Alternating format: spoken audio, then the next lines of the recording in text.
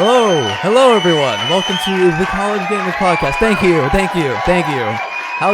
How's everyone doing tonight? Sounds like everyone's doing pretty good. We have an awesome show for everyone tonight. Thank you. It's gonna be great. We're gonna talk about Zelda as usual. We're gonna talk about D&D. We're gonna talk about Taff. What else do we have to talk about? We have stuff to talk about with things. Such as Mario. All right, Adam, or Mario, if you prefer. Mario. Yeah, Adam, we have Star to talk about. So let's just do a show.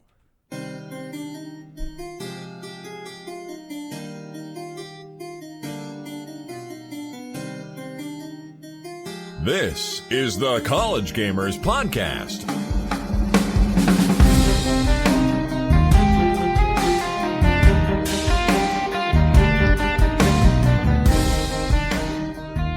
Hello, everyone. Welcome to the College Gamers Podcast. That was a lot of fun. I enjoyed that. Yeah, that was nice. We should have fake real audiences more often. I am Mike. I'm joined every day by Taft. Hello, What's up, Taft. Mike? Is there any way we can get the College Gamers was recorded in front of a live studio audience? No, but we should. We should do that. You're also hearing Adam. Hello, Adam. Hello, Mike. How's everyone's week going? It's going pretty good. Good. Yeah. Taft, you came in today just bragging about Beauty and the Beast. Dude, it was so good. I saw it twice within 24 hours. Did you? Yeah. That's you have a problem. Beauty and the Beast is like you know me. I'm a huge Disney fan. Yeah. Beauty and the Beast is my by far favorite Disney movie. Really? Like the original, my favorite one. Did not know that. Bella's my favorite princess. Beast my favorite prince. Like Lumiere is my shit. Like I love it. And I went into this movie with the highest of expectations. I was like, when I told some of my friends, I was like, if I go in there and it's bad, like at any point I'm sitting there going, they ruined it, I will get up and leave. Like I'm not going to sit through it. I sat down, started off fine. I was like, okay, that's interesting. And then they started to sing Belle, as in the song from the original movie. And Emma Watson was singing it. I was like, oh, that's awesome. They kept the original songs, but they had a little bit of twist. By the end of the movie, I was sitting there going, "Oh my god, that blew every expectation I had out of the water. It's better than the original. I want to go see it again already." And then me and Josie went and saw it the next day. The next day, actually later that same day, technically, because we got out after midnight. That's amazing, dude. It was so good. Like if you haven't seen it, I highly recommend you go see it. Nice. I have some exciting news. I finally played Breath of the Wild this week. Dude, okay. When did we last record? We recorded, I think it wasn't Tuesday. It was Saturday. Okay, it wasn't Tuesday. Tuesday was the week before? I think so, yeah. Okay. I stayed up playing Breath of the Wild on Monday night, Tuesday morning till 5:30 in the morning. Holy, how long were you playing? A lot. I heard my dad get up and leave for work. Oh shit! Good sign. And the only reason I went to sleep is because I died, and in the middle of a dungeon or at the end of a dungeon to a boss. Yeah. And didn't save before the boss, so I had to restart the dungeon. So I was just like, that's my cue to go to sleep. That's a good stopping point. I was like, that's a cue to go to sleep. Yeah, that's a sign right there. I have a question. I actually pre-purchased Mass Effect today, and we've hardly talked about it. Is anyone here excited for Mass Effect? I wasn't a huge Mass Effect fan of the first three. Okay. They're good, but I don't know. I just couldn't get into them. I'll be honest. I have never played a Mass Effect. But apparently you don't have to have played a Mass Effect to play this one. Yeah, so it was a good jumping in point. That's what they say, so. Yeah. I don't know, Adam, have you been paying attention to any of the Mass Effect? Of course not. He only Not does particularly. He only does Nintendo. That's okay though. Yeah, that's fine. Like they've been busy lately. Exactly. They've been working those numbers. Exactly. So I'm excited because it was really convenient because today I was like, you know what? I think I'm going to play it. I'm going to get it. Apparently it comes out tomorrow. Nice. So it was a good time. Don't have to wait very long. Should be exciting. So let's jump into the news. And now for the news. You know what game I have played, though? I have played a shit ton of Kerbal Space Program. Dude, we haven't talked about that in so long. I know. They have been so quiet. Well, we finally have some news from them. I forgot that was even a game.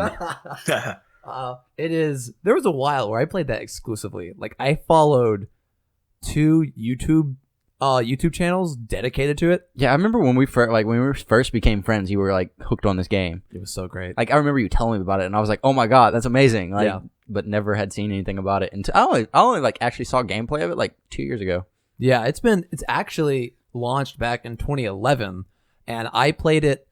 I think a year before it went out of beta. So and it came out of beta in 2013. Okay, which is crazy. I remember the beta than ever release date and everything. Like it's been forever. So I've actually been playing since 2012, and they've been busy. But once they hit their full launch back in I think 2015, we haven't heard much from them. Well, this week we actually got an announcement that they're having a new expansion for the game. Okay, It's titled Making History. And it's going to be really cool because it has 2 components. The first one is a mission builder, which is really exciting because that means the community can create their own missions using like drag and drop. Has a drag and drop UI. Okay, Which is really cool because then you can say, all right, you got to go to this planet with like a budget of this much. okay, yeah. So using like community made missions, that's it's going to challenge players. Also, there's a history pack, which is it's a group of pre-constructed missions all based on historical events. So I'm assuming going to the moon, probably landing rovers, Okay. those kind of things. It also adds new parts, of course. These are going to be themed around the Cold War time. So a lot of like Soviet and American themed parts. Also, you can finally personalize your Kerbal parachutes, which is awesome because if I just had like a giant meme on my parachute, that'd be great. Also, brings scoring to the game, which is a big deal because that means it's a better way of comparing 2 players. If someone says like, "Oh, I got to this planet in this much time with this much fuel and this much mass," now there's scoring, which will be an easier way to compare your gameplay. Okay, We don't have pricing or release date yet. They said they're actually staying to their promise, where anyone who bought the game before April of 2013 gets all the content free. nice. That's because they bought cool. it. They bought it before beta, so that means me. So I'm gonna play this, of course. Yeah, it should be fun. But we don't have pricing. We don't have a release date. We just know it's there. Personally, I am really glad to see the team is still active and staying on this project because, okay, this game, for being a space simulator, it's gotten really good reviews. We're talking like a 96 out of 100. That's ridiculous. And that for this, that means attention to detail and like staying true to the physics of aerodynamics. So it's a complex game. Like I'm sure a lot of math went into it and a lot of hard work. There is a lot of math in it. I tried playing it, and there's just so much math. Like one of the YouTube channels I subscribe to, his name is Scott Manley. I recommend checking him out if you like physics or space.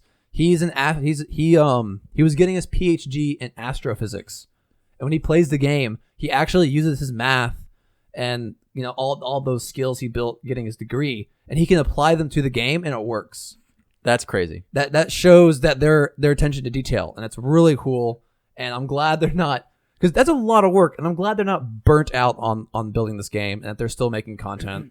I'm excited to see what the community makes for missions, as well as new parts, because new parts are always fun. So yeah, I'm excited for this. Kerbal Space Program has to be one of my top games. The reason why I don't play it more or anymore is because it's such a time sink. You could spend hours designing your rocket, hours getting to your objective, making sure you do all the slingshots right, and you can still crash your rover, and the afternoon was wasted. If you don't save, of course. Yeah. Which I do. I don't save. So I'm like, God damn it!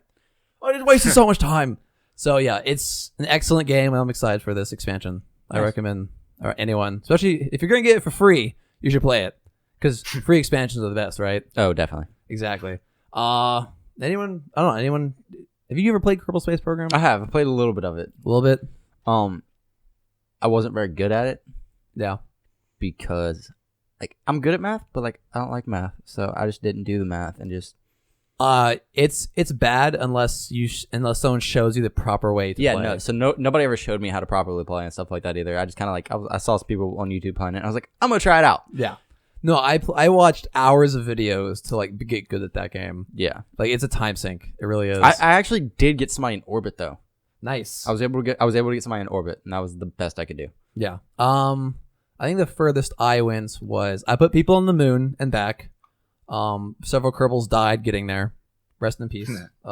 And I got 2 probes to Mars. Or Mers. It has they're all different names. Yeah. But the Mars version. And I almost got someone on there, except I think he doesn't have enough fuel to get back. I think he's still there. Nice. Yeah. Just chilling on Mars. Just, Exactly. Just kind of screwed. hey, The Martian. Is he Exactly. Matt Damon? Because that's the movie. No, but I should have named him Matt Damon. I'll go back and rename him right now. Have I ever told you guys about my irrational hatred of Matt Damon? No. I just have. No. I don't know why. Kind of hate him. Yeah. I guess so. I mean, like I just have there's no reason for me does to. he look smug to you? Yeah, he'll be like on TV or something like that, and I was like, "Fucking Matt Damon," just just glare at him like. Hope you can Why don't feel you listen to this and be like, well, screw you too, Taft. If Matt Damon watches this, he'll earn some points in my book. That's okay. Yeah. Hey, Matt Damon, if you listen to this, Email us. exactly. And I will stop to hate you. collegegamershow@gmail.com. First, actually, my first question would be: don't you have something better to do? Second off, second off, you want to grab lunch? If you're ever in town. All right, let's move on to Mario. Okay, so let's just get things straight. His name is Mario. If you call him Mario, I don't need you in my life because I don't need that kind of negativity. Okay, I'm so sorry, Tap. Don't leave me. So Mario, we all know how Mario's coming out with Super Mario Odyssey or whatever. Yeah. The hat Yeah. Mario. And that's coming out for the Switch. But have you heard anything about their Mario's upcoming 3DS game? Nope. They're still Yeah. making stuff for the 3DS? Yeah. Wow. Okay. So Mario has a Mario sports game coming out on 3DS. I had no clue. And the reason the Switch has been teabagging Nintendo's news. that's very true. It's called Mario Sports Superstars. It contains, or at least the video that that I saw of it has 5 sports, including baseball, horse racing, tennis, golf, and soccer. Horse racing sounds fun. I know, right? In the video, it's really funny because they also have really funny commentary in the while it's going on, and I don't know if that's part of the game or if it's just in the advertisement. I really hope it's part of the game though. It's the horse racing, and Luigi is in first place. He's killing it, and then Mario sneaks right past, right at the end, and the announcer's like, "Oh, Luigi might have it," and of course Mario gets it. What a surprise! You can play as 18 different characters, including Mario, Peach, Bowser, Rosalina, Luigi, Yoshi, and Waluigi. So the default Mario Kart crew. Yeah. The game will be both single player and multiplayer. And the reason that I was so surprised that we haven't heard about this is because it's already out in Europe. But what? And it comes out on March 24th here. Really? Yeah, how have we not heard about this? We do a podcast on video games. Nintendo. I thought we were us we were Americans closer- were your friends. I thought we were closer than this. Wow. Okay. Well, it's been to its credit, it's been Breath of the Wild. Yeah, Just all the time. Breath of the Wild is amazing and completely overshadows this Oh yeah. in every way, shape, and form. But still, I'm surprised we didn't hear anything about it. That's really surprising. I hope is horse racing not racing is horse racing is that Mario Kart just with horses? That'd be awesome. It didn't look like it. They didn't really show a whole bunch of it. Yeah. But Or is it going to be like, okay, here's the track, you have to jump over these, and whoever has the best time wins or something? I think it's whoever has the best time. I think it's That probably sounds I think about it's right. like a Mario Kart. There's multiple people. Yeah. But I don't know if there's any power ups or anything like that. Okay. The baseball was pretty interesting because you could throw the fastballs had fire behind them and That's stuff. cool. And then soccer seemed like a Mario FIFA game, not like Super Strikers. Oh really? Yeah. That sounds like fun. And then golf was interesting because it showed Yoshi sitting there swinging, and he just I think he went out of bounds or something on the golf course, and he fell down and popped into an egg. Like he was pissed. Rage quit. Yeah. That's funny. Anything else? No, that's about it. Okay. Actually, I think each one of the characters stuff like that is gonna have different stats. Really? I don't know, but it looked like in tennis, for example, Rosalina was beating the ever living crap out of Bowser because Bowser just couldn't get to the ball fast enough. But I feel like he probably hits it harder, but he can't move as fast. Interesting. That's cool. So yeah. Okay, so you can like pick a character depending on your playstyle. I would imagine, yeah. That's really nice. I like that. Move on to StarCraft. Yeah, let's move on to StarCraft. Let's talk about StarCraft remasters. Rumors, whispers in the winds. Adam, do my ears deny me or lie to me? Whatever were the phrases.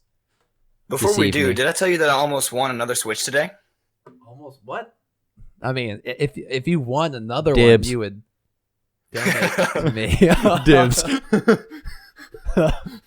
Yeah, I was at a convention called Louisiana Anime. It was over at like a hotel sort of off of college, and they had a drawing for a bunch of stuff, one of which, like the main thing, was a Switch. Of course. Nice. How'd you almost And win? I did not win, unfortunately. Were you one But letter I already off? have one, so Yeah, you win some, you lose some. But almost congratulations. why We're almost thank proud of you. Okay, so what's happening with StarCraft? So we are getting rumors, not necessarily confirmed, of a possible remastered version of the original StarCraft. So like the ones before StarCraft 2. So, if this was true and it was going to happen, we were supposedly supposed to get an announcement back in September 2016. So naturally, it came and gone, and we thought we weren't getting a remastered. But a Korean esports site called Sports I'm gonna Soul. butcher this name. Seoul. What? Oh, it's Seoul. Seoul's the capital of Korea. Okay. Oh wow, I don't know geography.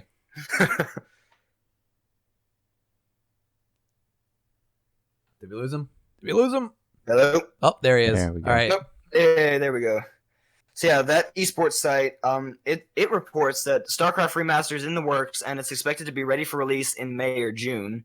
It also says an official announcement could be made as soon as next week. Nice. That's nice. So supposedly, this remastered StarCraft we're all I can't talk today. It's late at night. College gamers after dark. You know how we do. No, we forgot to say that at the beginning. Oh well. We got it eventually though. But yeah, supposedly this remaster will offer the same gameplay as the original release, but with HD graphics and BattleNet support. And the report also claims that that actually supposedly the game was revealed to some esports broadcasters, sponsors, people like that back at BlizzCon in November. And that last claim has it's got some people a little skeptical about whether or not this is real, because they're saying things like, how likely is it that the existence of a remastered StarCraft has been known to like streamers and other members of the esport community for months and nobody said anything about it? Like, people would have been all over this because they're like diehard original StarCraft people. But as expected, Blizzard didn't clear anything up. They said, quote, "We don't comment on rumors or speculation." Oh, but they didn't say no. If you don't say no, that means yes. Yeah, I agree with you, Adam, and what other people have been saying that if they've told someone like months ago, we've definitely would have leaked something. There would have been a leak. Someone would have said something. It would have slipped out. I don't trust. Yeah, like people. the past 2 weeks, we've had leaks from like voice actors or other people for other games. So if people knew about this from months, it definitely would have been leaked. Yeah, like Osara, I think, or Orisa, the Overwatch character. I believe she was leaked because of a voice actor posted something on their resume they weren't supposed to, and that's how we got that character.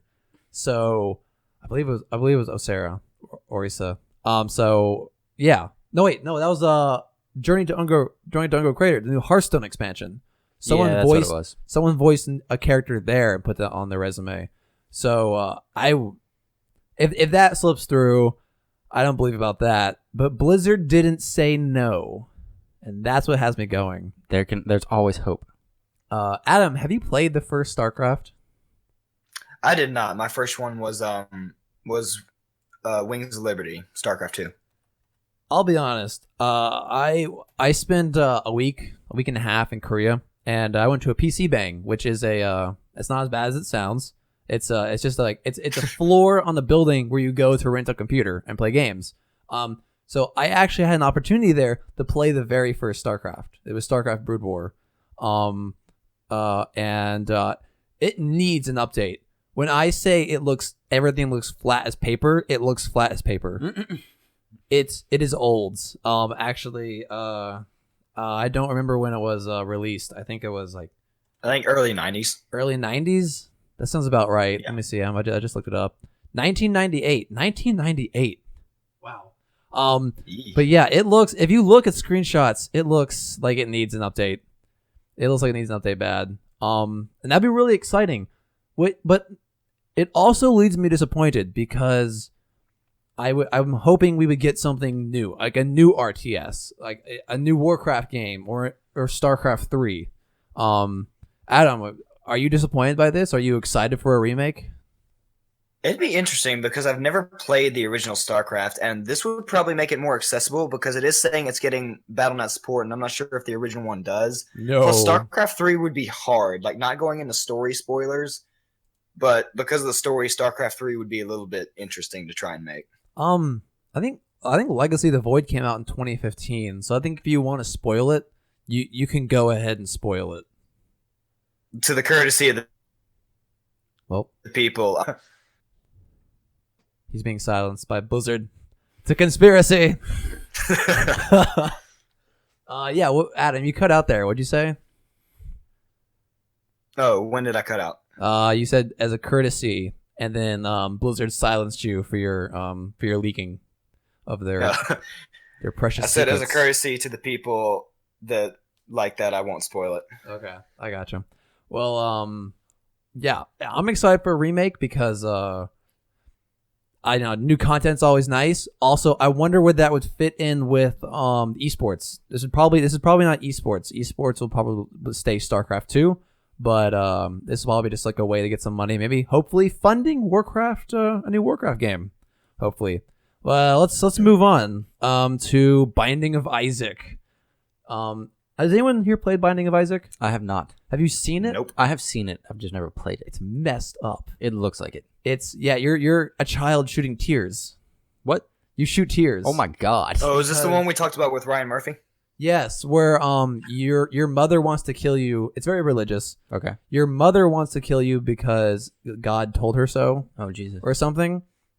So then like the devil comes and gets you and you're fighting through. It's pretty messed up. God. But good news, Adam, you can finally play it because The Binding of Isaac Afterbirth Plus has been added to the Nintendo eShop, among other games, but I thought this was the most notable.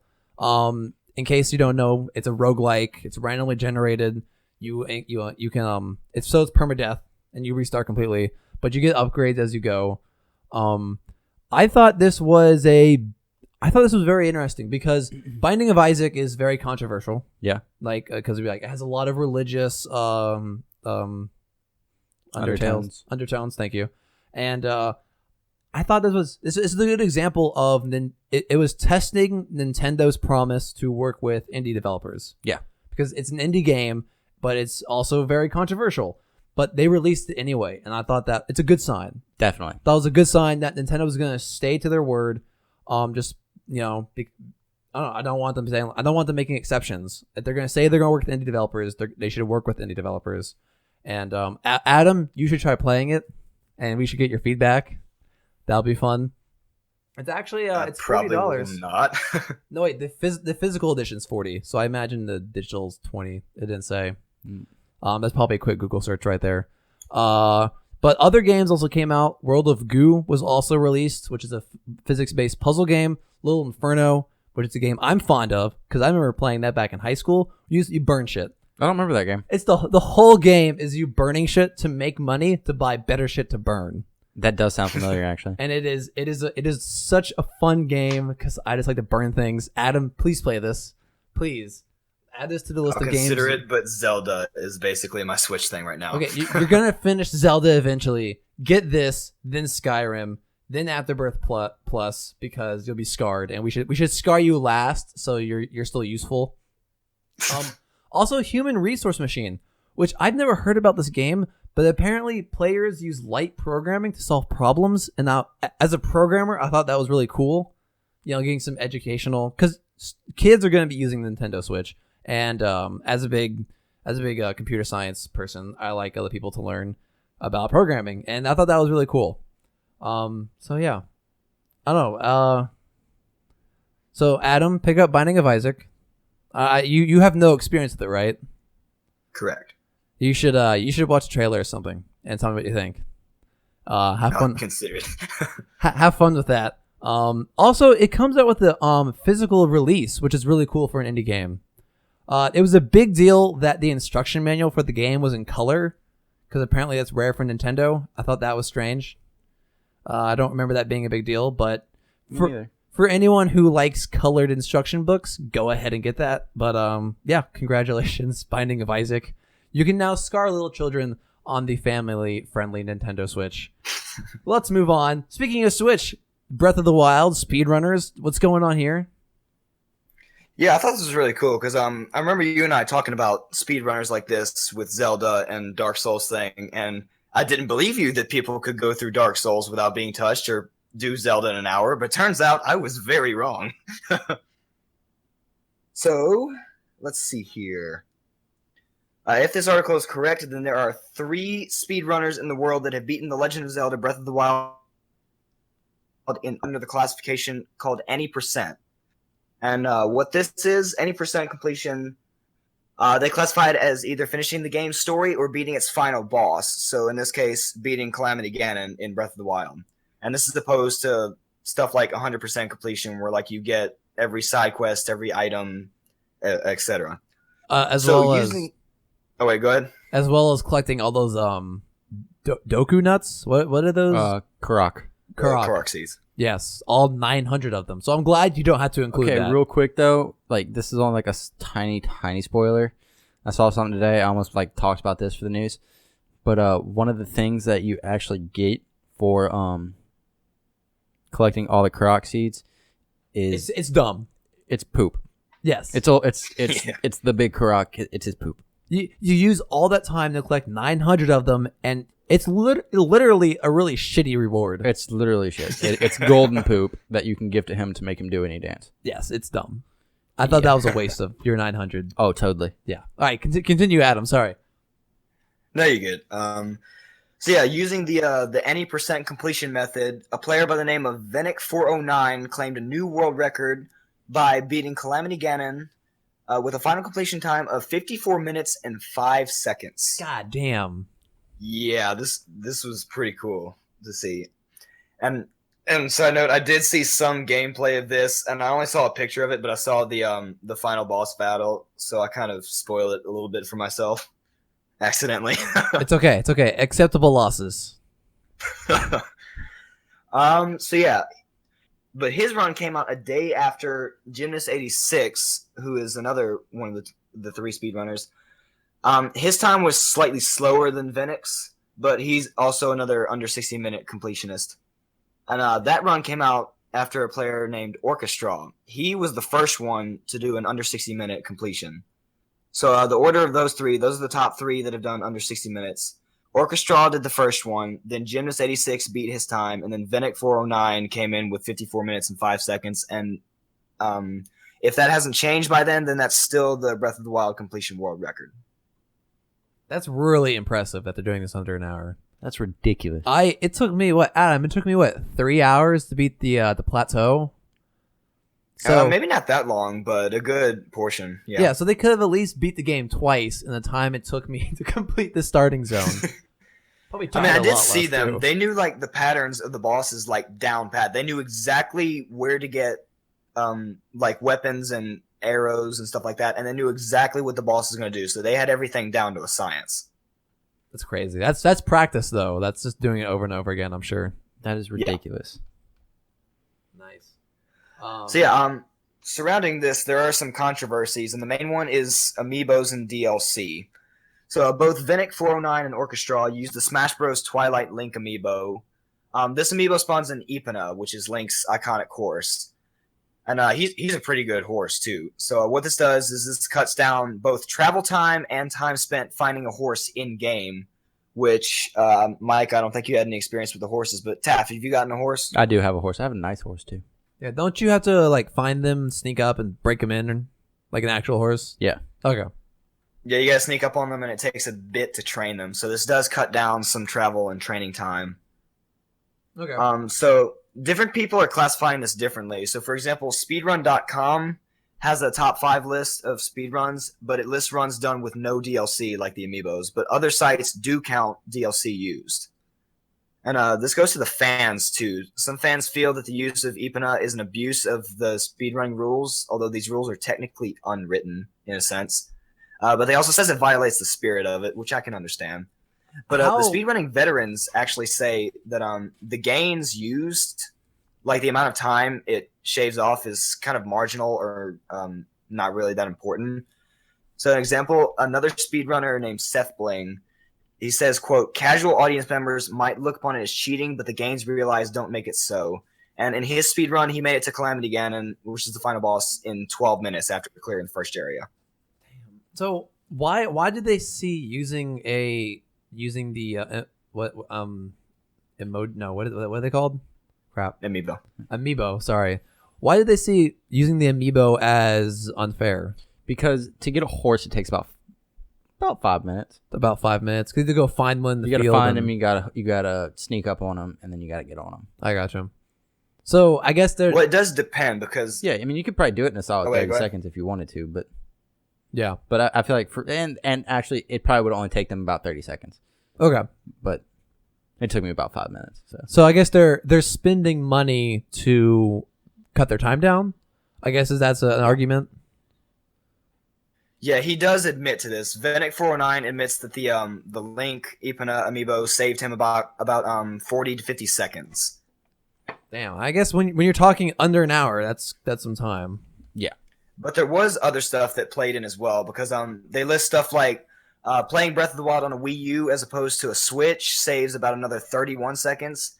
And using actually the language matters, because Venic 409 used German voice acting, like his copy is a German game, and this saves about another 10 seconds as opposed to other languages like Japanese or English. So, I guess because there are a lot of things that play into this, like even the language of your game. Like every tiny detail matters. So Adam, can you explain to us why the Wii U version would go faster than the Switch version?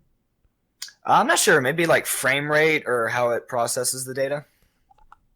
In terms of performance, I guess that would make sense. But I guess maybe with the Wii U, maybe you have like movement that just saves you a little bit of time, because like maybe you turn corners a little faster. The controls will be different. Maybe that's what I'm thinking. It's very strange. I have no idea why that would matter. But it must be a control layout.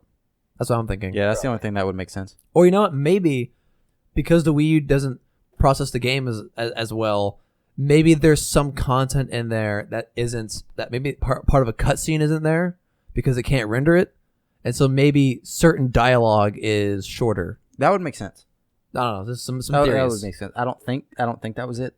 That's it, but that would make sense. Yeah. Okay, you keep going. Sorry. No, I think that was it. But yeah, they had this stuff down to a science, and they calculated everything so that they could get every single second that mattered, which did end up paying off, because there are only 3 under 60-minute runs done, and the fastest is 54 minutes and 5 seconds. So every second mattered. Hey, that's still pretty damn impressive. That's yeah. That's I wonder when they play casually. Like, do they play? Okay, first of all, do you play casually if you're a speedrunner? Also, I wonder if they took advantage of any glitches. Because there are people who beat I think Fallout New Vegas in like under 40 minutes. Yeah, because of glitches and stuff. Yeah, they're like, if you break a limb and save, you increase speed. I don't know, but I wonder if they do any glitches, because I guess any completion is one criteria of speedrunning, and then I think glitches and no glitches are also a criteria. So I wonder what they're taking advantage of. That's really cool though, and super damn impressive that someone can complete a game in that time, especially that. Because isn't it what you do is that you complete the area, right? Like the first plateau. Yeah.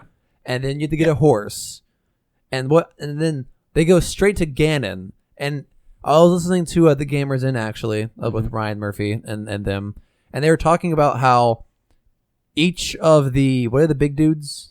Guardians. Divine Beast. They cut Ganon's health down. So when you go and fight him, he's weaker. The Divine Beast then. Yeah, the Divine Beasts. So they must... So I guess that saves some time. So Ganon's stronger, but I guess if you memorize his patterns, I guess he's easy. I guess.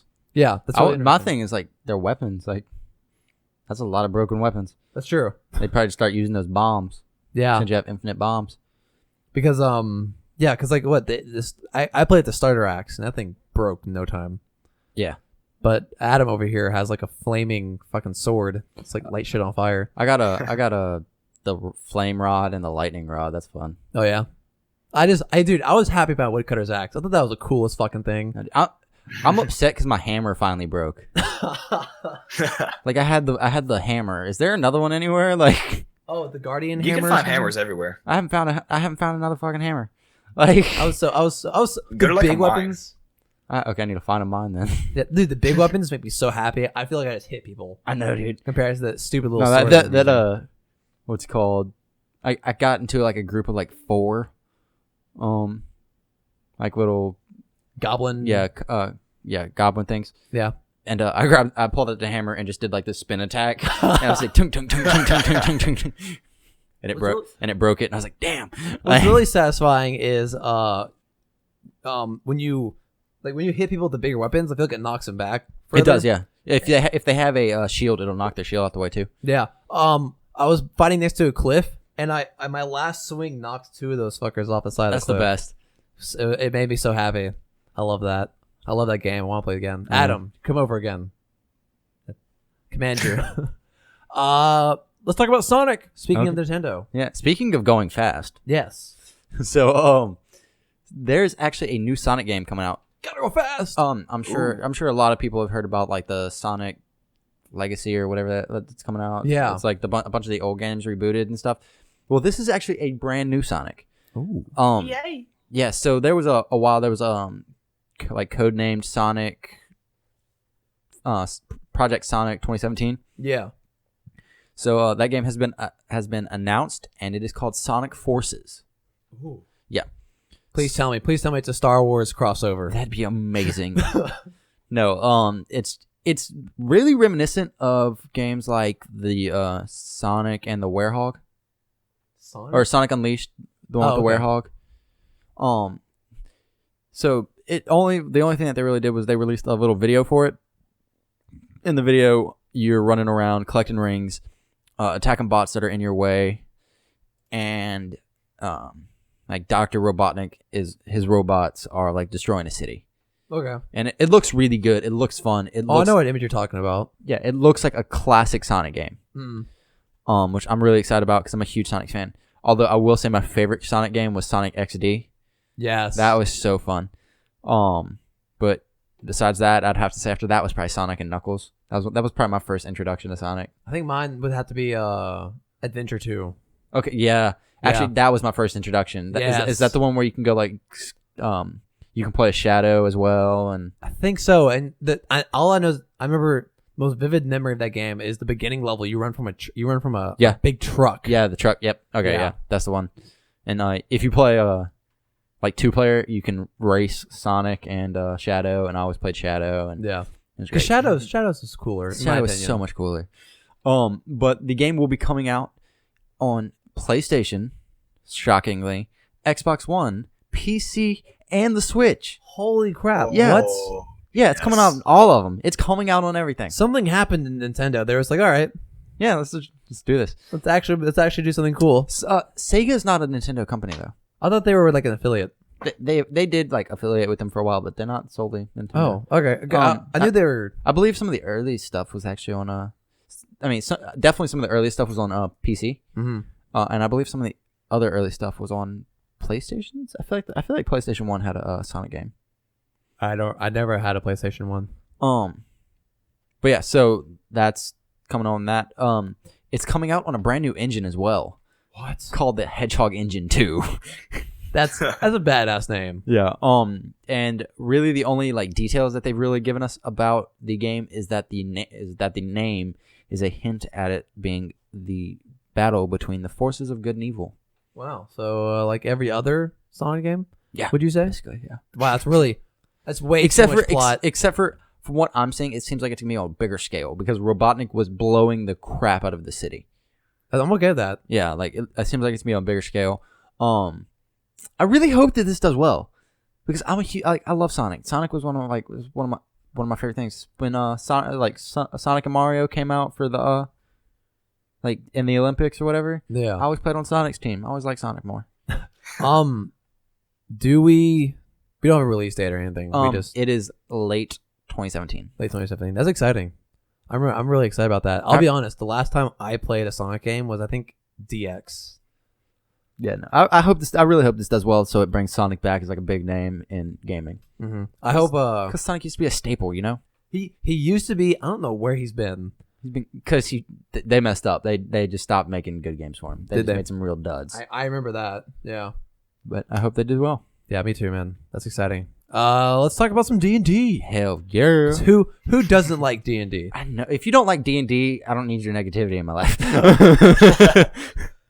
So D&D is theoretically getting a proper digital app for 5th edition because they already have one of these for 4th edition. Yes, but they had one of them. They actually just got rid of it recently. I think they got rid of it like a year or two ago. Yes and no. So we actually had me and my friends that play. We had a subscription to it. Oh yeah. If you were a subscriber, you could keep it. Yeah, I think it's still up for subscribers, but I don't think they're taking new people. Yeah. Kind of. Yeah. Yeah, it's weird. I gotcha. But all I've heard is that it's kind of trash. Is that right? No, I actually liked it. You actually liked it? Yeah.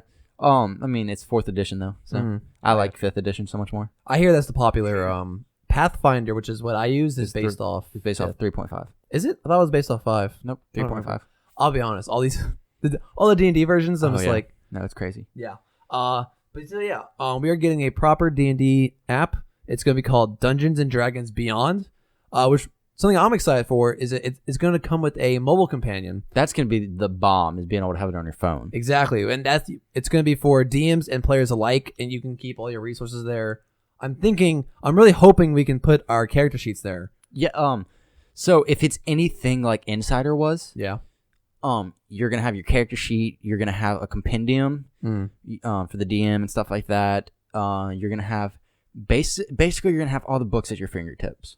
That's gonna be nice. And if this is like a true companion app, it's at least gonna let you have your character sheet and be able to like make a character and stuff. I think that has to be mandatory for the application. Yeah, and I feel like if it's a companion guide for the DM, it's gonna have to also have the compendium. I feel like they're just gonna have to put it on the whole thing on the phone. Yeah, if they're doing an app, you know. Well, I think the companion app will definitely handle characters. I bet the map will be more on the computer. Insider didn't have a map, so I don't know if they're gonna do a map for. I gotcha. I use Roll20 for online. That's what I use for so we have all the maps digitally and everything. Yeah, it's great. So I haven't actually used any D&D's official things. Me neither. Well, except for Insider. That's the only thing I've ever used. Yeah. So you're our insider on their current application. Oh my god! Wow, Inception. But it's actually scheduled to enter beta this summer, and it's something I'm excited for. It's partnering with Curse, which is a popular modding community for design and maintaining the application. That's gonna be cool because I already have a Curse account. I don't subscribe to it, but I have the free version, and that's gonna be really cool. Because hey, if I wouldn't mind paying for Curse if I get some D&D tools on there. Yeah, that'd be really nice. And if it could sync all my mods, that'd be even better. And it will use 5th edition rules. A small amount of content will actually be free for your account. That will be cool. Just like a set number of characters and flexible payment options, which makes me think that there'll be, hey, here you can pay for your monsters, or you can pay for your maybe more DM things or maybe map content. What I'm thinking is it might be like you might buy a you can buy like a subscription which will give you everything for free, versus you can buy I want to use these monsters. Here's $10. Yeah. You know. Exactly.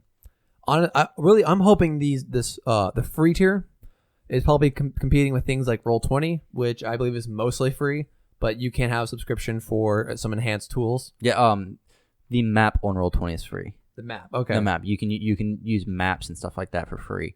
But I don't know anything about the paid. I just know free stuff. And I believe my DM pays for it. The He only hosts like a server and everything. yeah. When me and my friends were using that one, all you could do was the map. Or at least Okay. that's all we did. Okay, my friend has he has like a whole book of like content and everything, Nice. but he's also curated it himself. Also, Pathfinder is free. Like you can just like look up all the Pathfinder tools. So I'm wondering how they're going to compete with these more open free tools. Pathfinder is just complicated though. Is it? I like it. Compared to 5th edition. 5th edition is stupid easy. Okay, these are both relative though. Yeah, that's yeah. Yeah. Like it can be quite complicated Mhm. for 5th edition, but from everything I've seen about Pathfinder, it's more complicated. Yeah. So Hopefully they're going to compete with these free options. Pricing will be competitive again with these free options, and I'm really hoping it takes off because D&D is enter the modern era. oh yeah. You know. They actually got the guy who's heading this is like some big. I was watching like some people talk about it. The guy who's heading this project is actually some big guy in like the tech world. Really. Like he did something like Is his first name Mark by any chance? I don't know. He did something with I want to say Google, but I'm not positive. Like he was a big dude. Like If you touch Google, you're a big dude. So exactly, it's okay. yeah. Like I want to say it's Google, but I could very well be wrong. But hey, get smart people on this. I'm okay with that. Exactly, yeah. Whoever he was, like I remember thinking, oh shit, he's the real deal. I'm okay with that. Yeah. Okay, well, good luck to them, and I love me some D&D. Let's move on to our mid-show.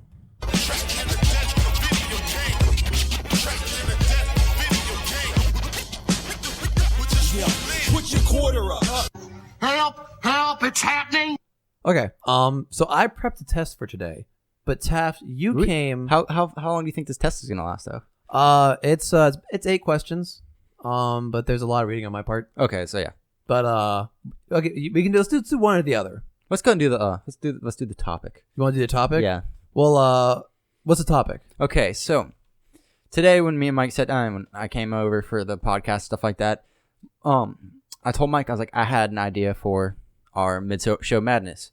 It's like a discussion topic because that's one thing I don't feel like we do a whole lot on the podcast. We report news and we discuss the news and stuff, but we don't really like. We do sometimes, but not very often do we just sit here and talk about gaming in general.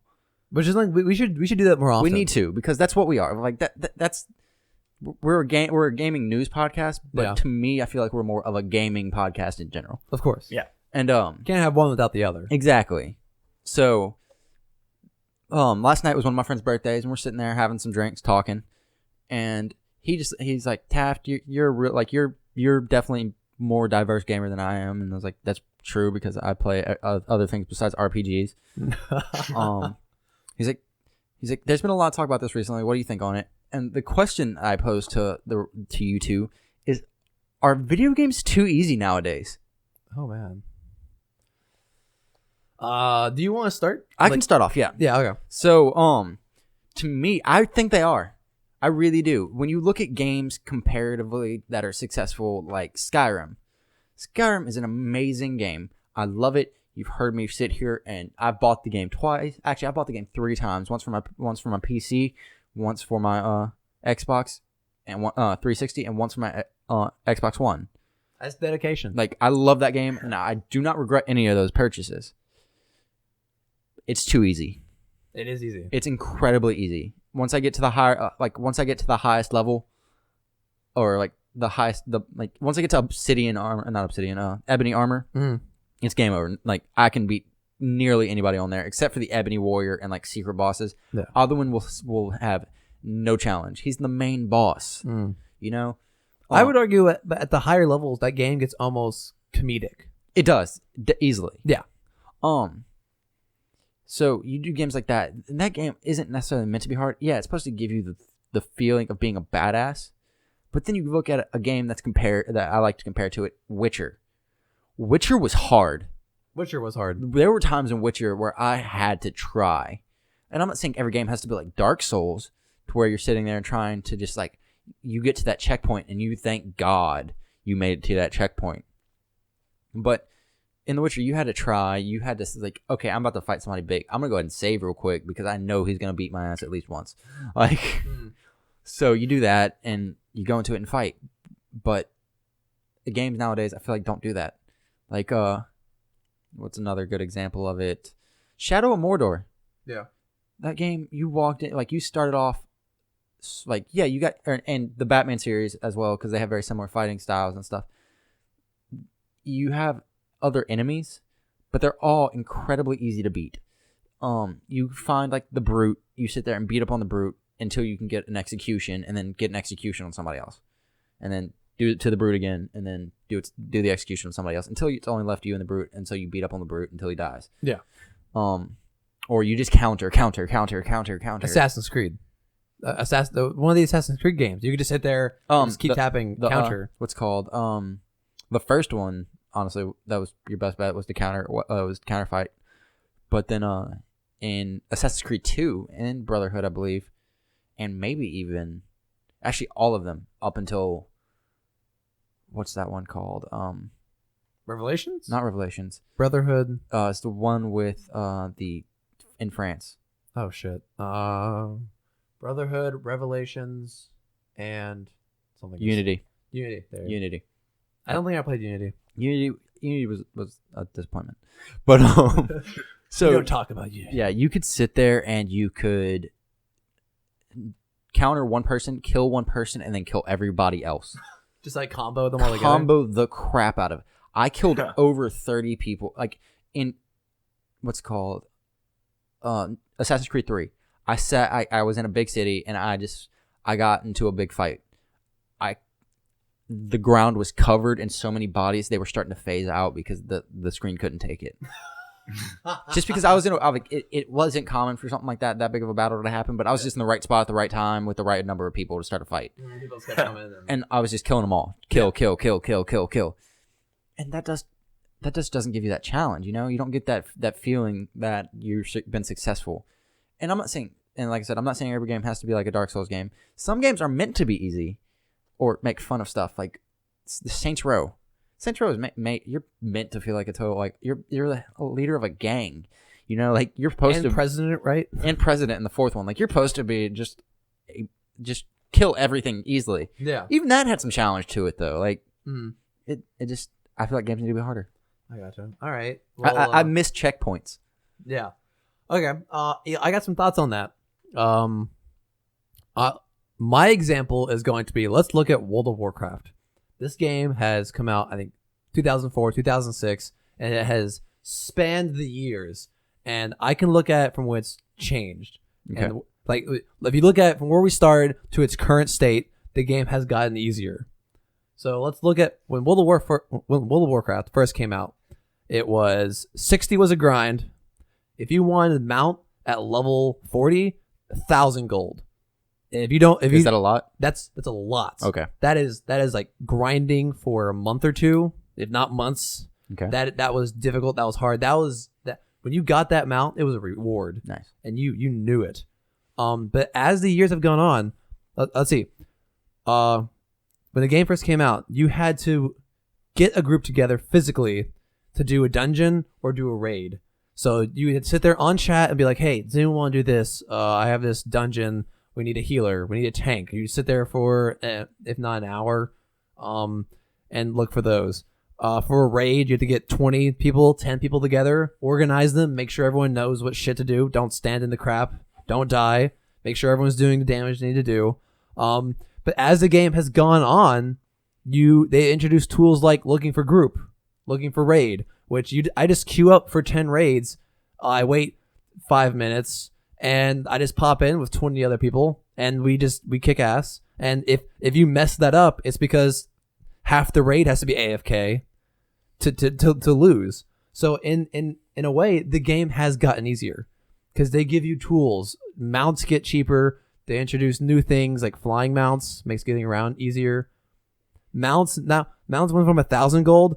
Now at level 40, I think it's like 25 gold. Golly. Yeah. That's a drastic drop. It is a drastic drop. But here's the thing.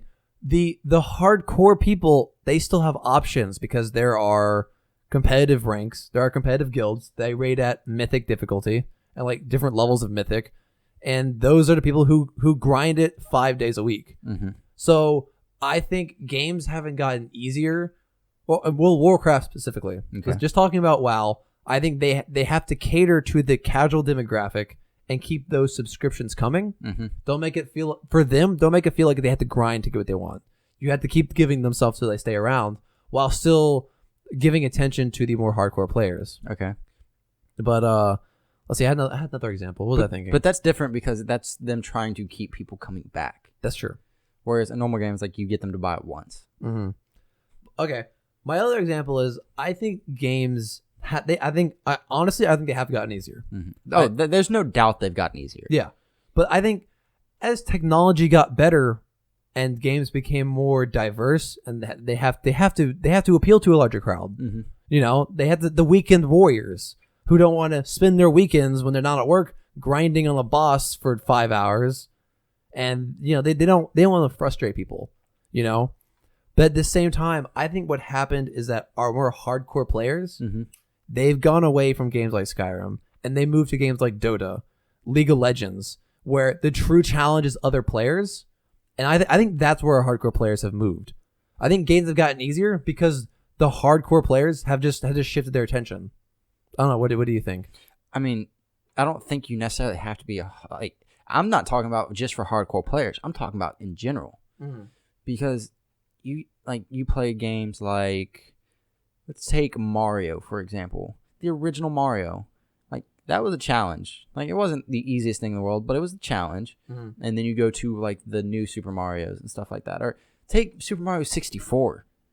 That was a fun game. It was. And that was a challenge. Like, your checkpoint was going into the world and stuff like that, but, you know, your boss still, like, Bowser still put up a fight and stuff, and it was a game put towards kids, and it's not nearly as hard as now as it is back then as an adult. But then you look at games like, I don't know, Super Mario Galaxy. Okay. That was an easy one. That was to me, that was a relatively easy game. Yeah. And that might solely just be because I've gotten older and I've gotten better at games. So that's not necessarily the best example. But let's take Zelda for instance. Okay. So before Breath of the Wild, because Breath of the Wild is the hardest Zelda game out there. I agree. So let's take one that I'm versed two that I'm versed in. Ocarina of Time and Twilight Princess. Twilight Princess, the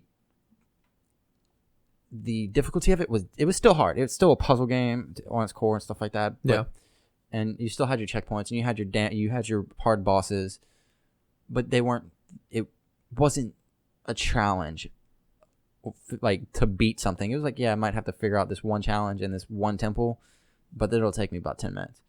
Whereas the Water Temple. I've heard lots of things about the Water Temple. The Water Temple is one of the hardest puzzles in gaming, in my opinion. The shit, like, and that's what people think is the hardest one, just because it's the hardest puzzle. There were bosses in that game that were stupid hard to beat, like the Shadow Temple. Like, just that entire thing was crazy. Mm-hmm. Like Ganon himself is a hard one. Yeah. It's just the games have gotten easier, in my opinion. I get that that's to apply to like a wider base or a wider group of people, but I still think that you shouldn't sacrifice I don't get, like, I still love video games, stuff like that, and I get the joy out of the story in games. I don't get the joy out of beating a game anymore. I understand that. That accomplishment isn't quite there. And that's why I like RPGs more, because I never complete it, you know? I understand. And I think when I complete a game, most of the, like, oh, I feel like I completed something, or the accomplishment comes from seeing how the story closes, not from this was a difficult task, I have done it. Exactly. But Do you think maybe it's a side effect that as we get older, we're better gamers? Like Yeah. there's no doubt. I think that games have gotten easier. Yeah, that definitely is something to take into consideration. But another example that I can give you is I actually played Kingdom Hearts 2 before I played Kingdom Hearts 1. Kingdom Hearts 1 is significantly harder. And Kingdom Hearts, the remakes and stuff like that have been harder just in general because they were like, the people who played these got older, so we're going to make them harder. Yeah. But Kingdom Hearts 1 was significantly harder. You had to grind more. If you didn't get the right Keyblade, you were going to have the hardest time trying to beat Riku because your blade didn't have the reach that his had. So it was going to be harder for you to hit him. Things like that, you know? Yeah. And you got the accomplishment out of beating those hard bosses. Beating Maleficent was, if you didn't have the right combination of powers, like flight and stuff like that, you were going to have a really hard time. You might not even be able to beat her without flight. Yeah. You know? Things like that. I gotcha. And I think the answer is clear that I think the reasons why they've gotten easier is because they're trying to reach the more diverse group of people. But if you want to look at proof that games have gotten easier, look why Dark Souls exists. Exactly. Because people want a challenge. Yes. If they haven't gotten easier, then there's no market for Dark Souls. Dark Souls is for people who want that challenge because the challenge isn't there in their average game anymore. Going back to what Adam's talking about, that's part of the reason why people speedrun. It's because speedrunning is a challenge. They're making their own challenge at that Exactly. point. Speaking of Adam, he's been rather silent on this topic. Adam, are you still connected? Should I check Discord? What do you think? Do you have any input? I wouldn't have too many games I could apply this to. The best I could do would be Zelda and StarCraft. I think what it really appeals to is the difficulty, how people want to play, and just the player in general.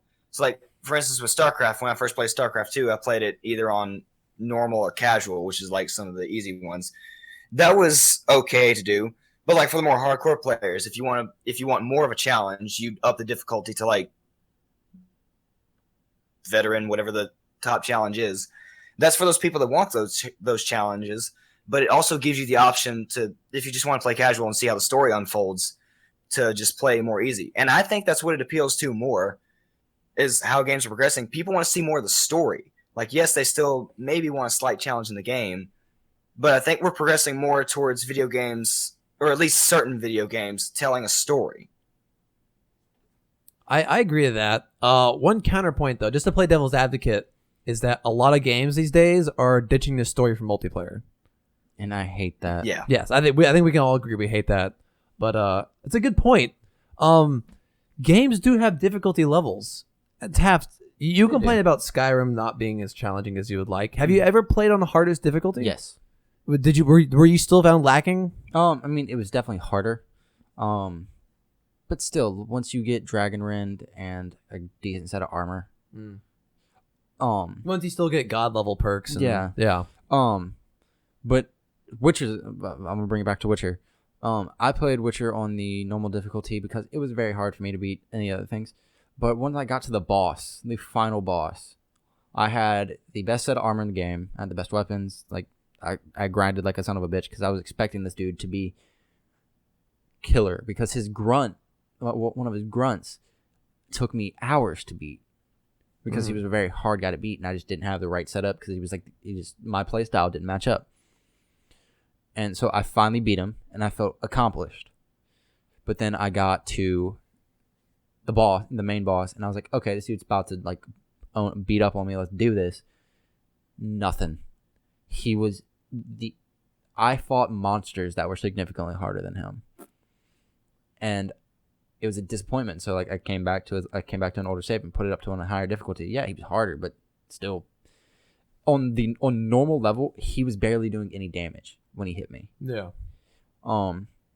Like, that's one boss where I would have been like, you know what? If you had a one-hit kill, I'd been fine with it. Like, like that would have been something to like give me like a challenge, or like put that little like slight fear in me, you know, like that you used to get from playing a video game. Yeah. You know what? I think that reflects something I'm gonna call lazy difficulties, or where the only difference between normal and hard mode would be opponent health and opponent damage, where maybe, because look at a game. I'm playing Ghost Recon. Ghost Recon on a harder difficulty. I would hope that the AI is smarter, looks harder for me. They're more aware of their surroundings, so maybe they spot dead bodies easier. Or I can't just snipe a guy out of a tower and the whole base doesn't notice. Maybe one guy notices and triggers the alarm. So I would hope that my difficulties are smarter about how the game gets harder. Yeah, it's not just you have less health, so it's harder. You just don't get shot. But if I play the same because I play stealth, the challenge isn't there. Yeah, I want smarter AI. And you know, one thing I keep thinking back to is that older games were less polished, and I wonder if the fact that we can make more polished games and animations are more crisp, hitboxes are more accurate, and those things, I wonder if that relates. I wonder if there's something you can draw. They also didn't hold your hand as much. That's true. Now we have like whole tutorials to go through. Yeah, it's very true. So that's interesting. This is a really good conversation point. We should come back to this and find like maybe do some research and be like, oh look at these games. And yeah. Tav, you've played the Elder Scrolls games, right? I've played Oblivion, Skyrim, and I've watched people play Morrowind. Like, would you say Oblivion's harder than? Oh yeah. Is it? Oh yeah. I haven't played it. I would definitely say Oblivion's harder than Skyrim. I gotcha. Maybe it's just they're just trying to increase sales, and again, I think take a Fallout 3 versus Fallout 4. Yeah, Fallout 3 is harder. Oh yeah, definitely. You know what game's way too easy? Pokemon. Pokemon was never a challenge. Pokemon, yeah, no. There's no challenge in Pokemon. No, if you like, you'd get your get fire, water, and grass. Yeah, and you were set. Exactly. Like, but here's the thing. I could just stick with my main the whole game, and by that every time I challenge my rival, I just have so many levels over him. It doesn't matter that he's a different type. I can just overpower him. Yeah, exactly. Yeah, you use that. And currently, right now on the newest one's Moon, my what's his name, Incineroar. If I go up against a water Pokemon, I just use Bite because it's a dark type and it kills him down one hit. Yeah, like I think Pokemon needs some difficulty levels. Yeah, I would like that. That'd be great. That would be nice. Y'all want to move on to what we've been playing? Yeah. Because I've been playing a lot. Adam, do you have any final remarks? Not really. Not really? All right, let's do it. What games are we playing? All right, I'll go first this time. How's that? Because I think Adam went first last time. And then you usually go first, Taft. Okay. So I think I'll go first this time because I played a lot this week. A good diversity of things. So first, I'll talk about Zelda because we've all played it now. Yes. So I'm excited that can be part of the conversation. First of all, I want to play more of it. Oh my god, just beating that plateau.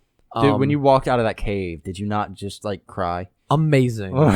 Absolutely. When Adam's looking over my shoulder, he says, by the way, you can go to all of that. It just that's a tear. I walked out and I was just sitting there and my friend's like, he was like, I know, right? And I was like, I can go to that. Like, absolutely gorgeous. I love it. The map size is I was looking at the map and I just saw like the Great Plateau, right? Mm-hmm. So I played through that. Adam was showing me his account. He shows me his map, and I'm like, that little center section, is that the Great Plateau? And it's just a small fraction of that. So amazing. I love that game. I'm excited to play more. But let's talk about the combat. Okay. That's my favorite part. Okay. I love the diversity of how I can fight. Okay. I can use smaller weapons and attack fast. I can be nimble. I can dodge things. Or as I figured out that I loved, I saw the woodcutter's axe. I was like, I'm gonna pick that fucker up. I'm gonna kick some ass. Mm-hmm. And I did. And that made my day. I loved that. That I can choose how I want to fight. That's something we've seen before. No, it's not. I really like the spears. I didn't use a spear. I really like spears because they're quick and they're ranged. Really? And if you want to, you can throw them. Nice. When you throw a spear, does it destroy it?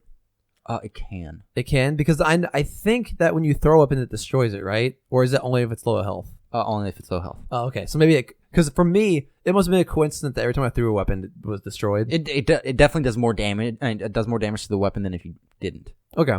I really like the stealth mechanics. I like that I can stealth up to a camp and take out the scout. Yeah. and then choose how I want. I like that. like the bow mechanic. The bow mechanic is nice, though. I found the controls to be a little I don't like Too sensitive. I don't like the motion control. no. I found that it's hard to aim, though. I haven't played a controller in a long time, so that might have been me. True. But yeah. Also, I'm glad that they give you the bow, the bomb, and all your powers before you leave. Yes. Because in the past, I like playing through like maybe a third or half of the game until you got the bomb and the bow. So you never got the fun tools until the ends. Exactly. But now they give them to you up front, and it's great. And I don't have to worry about buying bombs. I can just summon the really cool blue bombs, which are really satisfying, by the way. I used that to so I beat a Hinox. Have Yeah. you run into one of those? You probably haven't, but Adam, I'm sure you have. Those big old guys. I think I've run into several They're- types they're of like- boss, they're- but yes, I have beat a couple of Hinox. Yeah, they're like tiny little like sub bosses. I've never run into one, no. No, they're like huge goblins. Like huge goblins. Oh, no. Those are so much fun to fight. They're hard to fight because they can like, at least for me early on, because they could one shot me. Mm-hmm. Yeah. But no, I was running around like just throwing bombs at them for a while, and then eventually I was like, I'm just gonna shoot them with bomb arrows, like, because those do so much damage. Yeah. That's ridiculous. Bomb arrows? Yeah. I didn't know you could have bomb arrows. They have bomb arrows, fire arrows, ice arrows, shock arrows, regular arrows, and then different types of arrows. I'm that'll okay do, with like, all more that. damage. Guardian arrows. I'm okay with all what? that. Which one? Guardian arrows. What's Oh, a, yeah, What's that's a right. guardian arrow? So the guardian weapons are like technology weapons. Yeah, I love they're all energy. Yeah, Yeah. they look like they like the guardian spear. Like when you sheath it or something like that, it turns off. So, like if you have the shield, it's like just like a circle on your back. It's not the whole shield. It's great. I love that. One thing I really like is, I noticed when I was looking at Adam's account, he has armor to protect him from climate. Mhm. But I like how it kind of gives you a play style where you can decide to be kind of a gatherer play style where you can just cook all the resources you need to travel through things, or you can buy clothing. You don't have to buy clothing. You can actually find a lot of it. You can find a lot of it. I didn't know that. But I like how you have those options. So if you ever go to play it again, have you gotten past the plateau? No, I kind of floated down and Like, are you out of the plateau? Yeah. Go back to the hut Mhm. of the old man, and you can actually get the like cold resistant shirt. Oh, really? Mhm. Nice. I didn't know that. Thank you for that. You're welcome. It would have been useful when I was climbing that mountain. No, you can't get it until afterwards. God damn it. Or if you go to the top of that mountain, you can talk to him and he'll give you one. But Yeah. I would say this game has more exploration than any other Zelda game. oh, easy, yeah, Yeah. That's Oh, that's yeah. the point of it. Yeah. I love this. So one of my actually I'll save that for when I get to my thing about Zelda. I like that they kind of give you freedom of how you want to spend your resources. Where, okay, if I want to be more nimble, I can spend more money or more use seeds, right? To update your hearts. No, wait, they're the Spirit orb. Spirit Spirit orbs. orbs, yeah. Thank you. You can spend your spirit orbs on stamina, or you can spend them on hearts. And I like how you have that freedom rather than, oh, I beat the boss, now I get a heart. Instead, I can kind of like, oh, this boss is hard. Let me leave, get some hearts, come back. Maybe I can beat him. Yeah, you can also you actually do still get a heart though after you beat like a great beast or something. Just Divine Beast. Yeah, though. divine beast. Yeah, but I'm glad that that's not the only way to get them now. That's true. Yeah. Because like the boat one, darn it, Wind Wind Waker. You could find pieces, but that was a pain in the butt. Mm-hmm. Also, it's hard. Like I know people have been saying it was hard. I didn't know it. I died 5 times in the starting zone. The game is hard. But which I like because it forces you to think about your engagements and say, okay, what's the best way to approach this? It's like every camp is a puzzle, Mm-hmm. and I really like that. Also, can we talk about Link's iPad? Yeah, Like it's a goddamn iPad. it's literally got an eye on it. Exactly. Also, he is the worst like cell carrier I've ever seen because he has to go do all the tower maintenance himself. It's such crap. Yeah, exactly. He needs to like get a new carrier.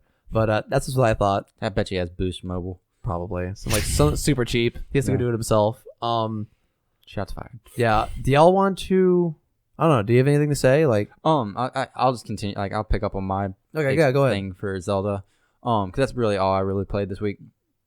Was so we were talking about what was that? What were you gonna say? that when I was gonna cut you off? I forgot what I was gonna say. We were talking about maybe the exploration or Yes. Okay. Okay, so I got to a village, and I was like, you know what? I'm gonna climb up to the top of this mountain. Why? Because I can. All right. And I climbed up to the top of it, and at the top of it was a weapon, or it was a chest buried in the ground. And so I used like my little magic rune to pull it out, and it fell into the there's a waterfall, and it fell down into the lake below. And I was like, crap, because you can't dive. So I got down there and I picked it back up. But when I got down there, I saw that there was another chest. So I picked up both the chests, and it turns out like the weapon that was on top of the mountain was like a 40 strength weapon. Nice. Like it was stupid strong. And the other one was just like a little was like a ruby or something like that. It wasn't anything great, but you got rewarded for exploring. Exactly. Like I was like, and at the time my strongest weapon was like 12. That's a hell of an upgrade. Yeah, like I'll take that. Exactly.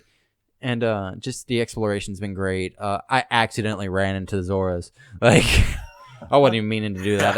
I was walking around and stumbled into them. I was like, oh hey, what's up? I love the way the Zoras look in this one. Oh, I've heard good things about them. I haven't seen one yet. They look really cool. They're the bird people, right? No, they are the fish people. That's the Rito. Oh yeah. But the bird people turned into the Zoras turned into the Rito. Oh yeah. Lore. I have a question. Although there are bird people in this one too. Yeah. How much does the main quest control where you go? Not at all. Not at You all. have absolute freedom over You everything. go wherever. So it's like Skyrim where it's like, hey, follow me at this hut, and you can basically say, no, screw you, I'm going this way. No, they don't say follow me. They're like, hey, go check this out when you have a chance. I got. Yeah, if you're feeling like it, you can go over here. Would you mind? Yeah, it's not like we're in peril or. Would you anything. kindly go do this? Exactly. That's really cool though. Like, but there's no lack of content for just going off. No. You can still find things to do. Yep. So what if okay, the main. So for when I got from the plateau, they're like, hey, go to this city, talk to this person, but instead of go the opposite direction and go take down a divine beast, I can do that. Yep. That's so cool. I'm so happy. That's a thing. So what? I wonder how they resolve that. Where it's like, hey, go kill this divine beast, and you're like, oh, I already did that, by the way. I wonder how it handles that. I would imagine that you actually can't get to the divine beast until you've talked to certain people. I gotcha. Well, I'm not saying that because at least for the divine beast that I went up against, I had to help. Like I had to get the help of one of the Zoras. Mm-hmm. And so I wouldn't have been able to even go to him without this guy. I gotcha. But like, yeah, you've got to do certain stuff first. What I'm saying is, my current main quest has me going to a village to talk to a lady, but instead I go off and can I just start a quest that leads to a divine beast? She's actually the quest. She's the quest giver for the divine beast. Oh, okay. But I would imagine that they go, "Have you talked to this person yet?" Mm-hmm. And you're like, "Oh, gotta go back." You can go back and do it. Okay, that's so cool. I love the game. Honestly, the controls feel great. I know. I played it both in the dock and in mobile version. I've only played it in mobile version so far, and it's okay. Actually, this smaller controller that they click on both sides, it feels good. Really? Yeah. Okay. In fact, I kind of prefer that over the mobile version because Adam, you pointed out that the controller has those bumps on either side, so your hands it gives better grip. Yeah, exactly. Your hands feel more full.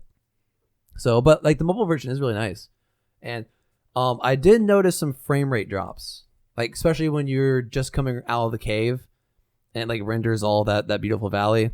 And when the grass blows, I noticed some performance drops, which is I'm sure standard with consoles, but yeah, it is a really pretty game though. It's gorgeous. No complaints here. Are we done with Zelda? No, I'm done. I mean, we're never gonna be done. Not on with my it. part, but Okay, all right. As someone who's played Skyrim, Okay. I've heard a lot of comparisons to Skyrim with this game. Do you like in levels of like quests and exploration? What do you think of the comparisons? This is a better game. This is a better game. Definitely exploration wise, it's a bigger map. I wish I could buy a Switch. It's a bigger map. You can climb, which is a huge thing. The story wise, I would also say it's better. Weapons wise and armor wise and options wise, I'd give it to Skyrim. Yeah, they obviously have more options, and the weapon breaking is kind of a pain in the ass. But overall, I'd give Zelda a better rating. Yeah, I kind of find the inventory pain because they Yes. already let me carry 6 bows. I don't understand why I can't carry 6 more. Like the physics is already broken, Mhm. but you can carry 6 two-sided, like two-handed axes. Just give me a bigger inventory. Don't make me grind for a bigger one. I wish they had done maybe a weight one. Oh wait, no, I don't like weights. Not necessarily like saying like, hey, you can only carry Hmm. like you can if you carry this, you can't move or something like that. Like, just don't let me pick it up if I reach my weight. You know. I gotcha. Really, I hate inventory management in general, just True. because in some games it's like a mini game within the game. But in this game, it's understandable because everybody drops a weapon. That's understandable. Like you'd be picking up 8 clubs and Exactly. You just be walking around as a walking mountain inventory. You know. Mhm. Okay. Well, how about this? Give me a limited inventory, but weapons don't break. Yeah, Okay. that's better. I would love that. Okay. I want to talk about Elder Scrolls Legends. So are we done here? Why don't you let Adam talk about Zelda? Oh yeah. Hey Adam, you also. He just talks about so much. I just assumed it already happened. He's just been very quiet this week. On this episode. It's true. It's true. Just let y'all do your thing. Exactly. Well, no, Adam, you're part of this now. You are the thing that we do, not in a weird way. So That sounded so sexual. I was not aware of this. okay, so Adam, what do you have any more thoughts on Breath of the Wild? Weapon durability does become interesting because that does give you incentive to get stuff like I finally have the Master Sword and the Hylian Shield. That still doesn't change it that much though because they're not quote unquote infinite like we thought. That makes it weird. What do you mean they're not infinite? The Master Sword, okay, so you have to have 13 hearts to get it and you have to find it. It's actually not too hard to find and to get to. The trick is just getting 13 hearts, and that just means getting a bunch of spirit orbs, meaning going to a bunch of shrines. It's not infinite in the fact that it uses this thing it calls energy. So when it runs out of energy, it has to recharge for 10 minutes. And quite honestly, if you're not in an area where Ganon's influence is high, like Hyrule Castle or a Divine Beast, the energy runs out pretty quickly, and then it's a 10-minute recharge. So you can't swing it while it's recharging? Charging. What? You cut out there. So you can't even equip it while it's recharging. That's ridiculous. That's really strange. If it's not going to break, just let me use it. Exactly. It's not that strong Like, compared to other weapons. I can understand for like the like flame rod and the lightning rod and stuff like that how when they're out of juice they can't be used, but I can still swing them and throw them and stuff if I wanted. It makes sense though because the Master Sword is specifically supposed to be. I mean, you can use it against anything, but it's specifically supposed to be used against Ganon because when you're in an area of his influence, like I said earlier, it goes from a 30 damage weapon to a 60 damage weapon, and a 60 damage one-handed sword that you can swing fast does so much damage. Still though, like it's the Master Sword. not okay. I think Adam, that the whole recharging thing, it's the Master Sword. I feel like you should be able to use it all the time, and not be weakened because you decide to use it outside of Ganon's influence.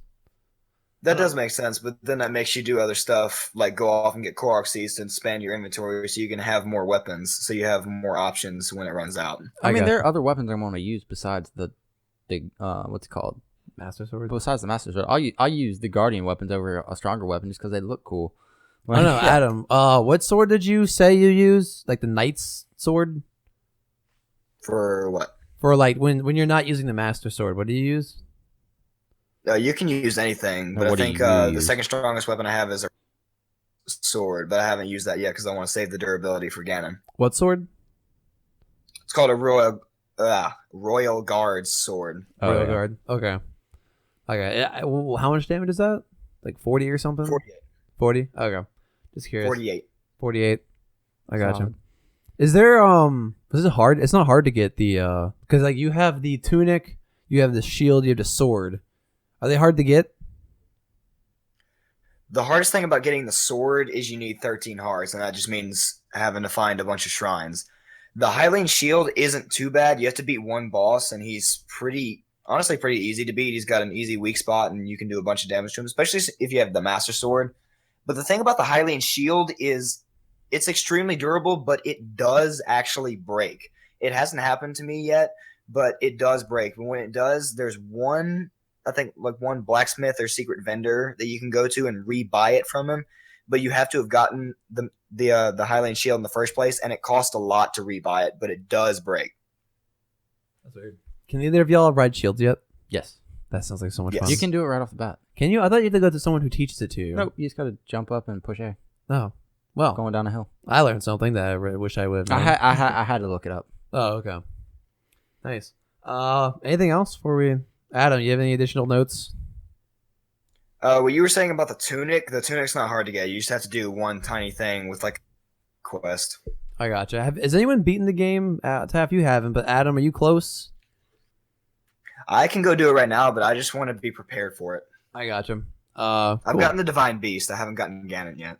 All of them? I got all Divine Beasts. I'm about to knock out my first one. Nice. I'm excited. They look like a lot of fun. I just haven't... What I could see them... Oh, wait, go ahead.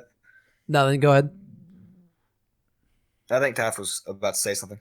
Nope. We got a Canadian standoff here. Okay. Yeah, what we were saying with story earlier for games, I could honestly see them making movies out of just this game alone.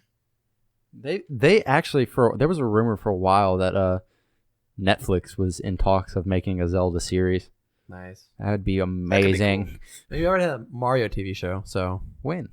There was a Mario TV show. It was a Mario movie. I never knew about the TV show. Also, there was a TV show. I know they're in talks for another one as well. We talked about that, remember? Yes, we did Yeah. talk about that, but Give me a Zelda one. Zelda crossover. that'd be great. Like do like Marvel, where you have Jessica Jones, Luke Cage, except And then bring them all into Smash Bros. exactly.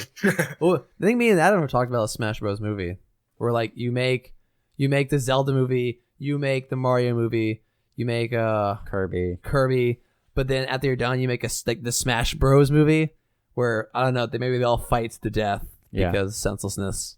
Who wins? Probably Kirby because I hate him the most. Fair. Yeah, he just eats everyone. No, they all team up to beat Master Hand in the end, and Then he just smashes them with his giant hands. exactly, it's just a giant circle jerk. It's terrible. So can I talk about Elder Scrolls yet? Are we done, Adam? Did I finish my thought on the movie Zelda thing? You said that they could make a movie out of the game. That was about it, though. Yeah, they could because of with this one, what it does.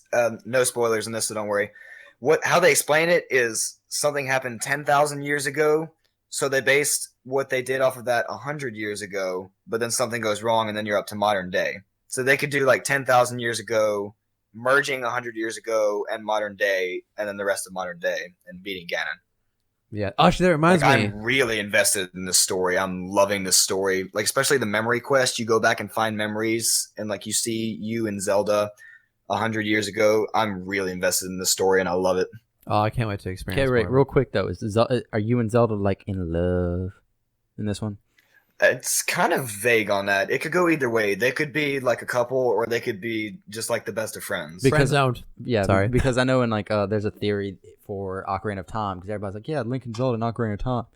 There's a theory that it's actually him and the girl from Lon Lon Ranch that end up together. Really? Yeah, That's funny. because if you follow that timeline and stuff like that, you get to Twilight Princess, and Twilight Princess Link knows Epona's song, and that was a song that was taught to a girl by her mother. It was taught to her by her mother, and the one that Link put up, and Link from Twilight Princess goes, "This was a passed down from generation to generation in my family." Oh snap, boy! Mm-hmm. Conspiracy theories. I was gonna say. Crap, what was I gonna say? First of all, I think climbing's too slow. You can get the climber outfit, and it ups your climbing speed. Oh, okay, I was about to say because I feel like it's really. I'm kind of annoyed by how slow I go. I think it's annoying. It depends on stamina wheel too. That's true. I think that's how much. That's how much you. That's how far you can climb, not how fast. Yeah. This speed was. I thought was kind of frustrating.